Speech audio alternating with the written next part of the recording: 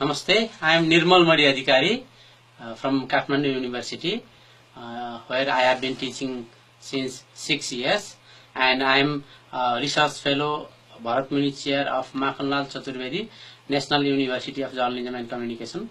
Today I am going to speak on Sadharanikaran model of communication.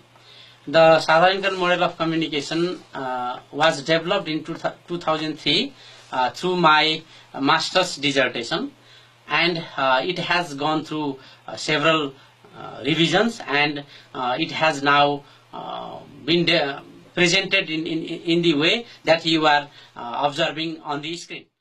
In brief, Sadharanikaran model of communication is diagrammatic representation of communication from Hindu perspective. Here, this model has been constructed to show how different communicating parties attain solidarieta, that is common orientation, commonality, sharing, or a state of communion through communication.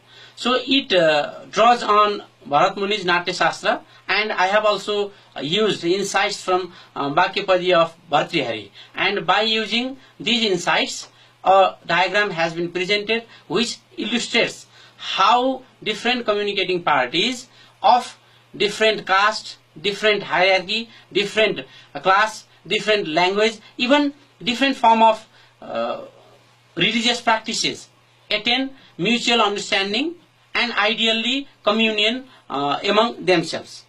So, as Hinduism itself is characterized by three dimensions of life, that is Adi Bhautik, Adi Daivik, and Adhyatmik. This model also signifies three dimensions of human life.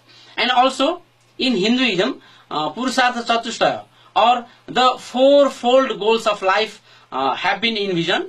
These are, as all of us know, Dharma, Artha, Kama, Moksha, and this model also consists of various ways to attain Dharma, Artha, Kama, as well as Moksha. So, whenever we see in the Adi Bhautik, or that is mundane, the physical dimension, communication is the successful sharing of information. This model shows how people of different orientation who are having asymmetrical relationship in the society attain common understanding of certain message, sharing of certain information successfully. And in the mental aspect, that is Adi Daivik, it signifies how different communicating parties attain the state of oneness, and for this the insights from Rasa theory of Bharat Muni has been taken. In Rasa Siddhanta, Bharat successfully describes how people of different orientation, people of different background experience the same rasa. For instance, while the actors and actresses are doing the part of Ram and Sita, they for the first time experience what was the sorrow felt by Ram and Sita when they were departed, and then they relive that experience, though they are not Ram and Sita themselves, but they enjoy, they experience the same rasa that was experienced by Ram and Sita at that time. And look at the audiences. They observe the actors and actresses. They know that they are not Ram and Sita, but they experience that as if Ram and Sita themselves are reliving that episode. And in due course of time, they also feel same sorrowness, or sometimes the happiness of Ram and Sita, and they here they feel what the actors and actresses also feel. Thus, Rasa Siddhanta describes how experience of a person is experienced by another person in the same manner. So this is the sadharanikaran, or we may say universalization, generalization, or simplification of bhavas, emotions, moods, experiences, all these things. And this has been interpreted in the context of communication. Through communication, we not only share certain instructions only, but it is a holistic approach. And sadharanikaran model, by taking insights from Rasa Siddhanta, explains how people of different background come to the mutual understanding of certain message. And this not only is valid in case of Adi Bhautik and Adi Daivik, but it can be generalized up to spiritual or Adhyatmic dimension also.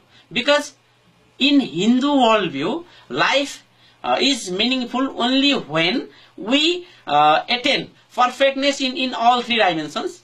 And by the insights from Bhaktipadya, we know that word has three levels: Para, Pasyanti, Madhyama, and Vaikhari. Vaikhari is that which is hard. So from the receiver point of view, there is Shravan, Manan, Nididhyasana, and Sakshatkar. What is accomplished through Sakshatkar? That is Para, and that Para is also called Sabda Brahman. So to know Sabda Brahman is in fact to attain the moksha. And if we take insights from Hindu philosophies, there also we have the concept of Pramana, and Sabda Pramana is one of them. And what is Praman? Praman is that which gives valid knowledge, which is called Praman. So valid knowledge also has to go to the level of moksha. So by all means, in Hinduism, communication not only is applicable in the domain of Adi Bhautik, that is physical, and Adi Daivik, that is mental, but also in the domain of Adhyatmic also.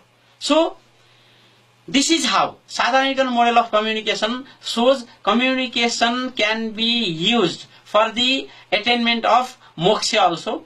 And in Hinduism, in Hindu worldview, what is achieved through moksha? Moksha is experience, and that experience is attained through certain means, and that means is called yoga. That is, for instance, we have Gyan Yoga, Bhakti Yoga, Karma Yoga, and like that. Here, Sadharanikaran model of communication shows that the moksha is attained through communication also. Thus, it becomes Sanchar Yoga. Sanchar is Sanskrit word for communication. So this is how Sadharanikaran model of communication is explained, is constructed to incorporate insights for all three dimensions of human life, and this is the inherent characteristics of Hinduism. So, and what are the applications of Sadharanikaran model? Yeah, first and foremost, since it is Sadharanikaran model of communication, that is meant for communication, it is applicable for successful communication. But by using this, we can utilize the common orientation, communion, and the companionship to the attainment of peace. So its obvious application seems in the field of peacemaking also.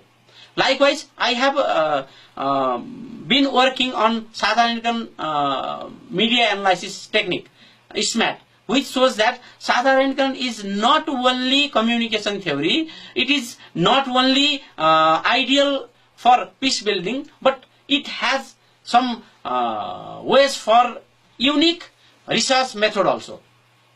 So in this lecture, I would like to highlight on these certain aspects of Sadharanikaran model. Rest of the things we will be discussing in next presentations. Thank you. Namaste.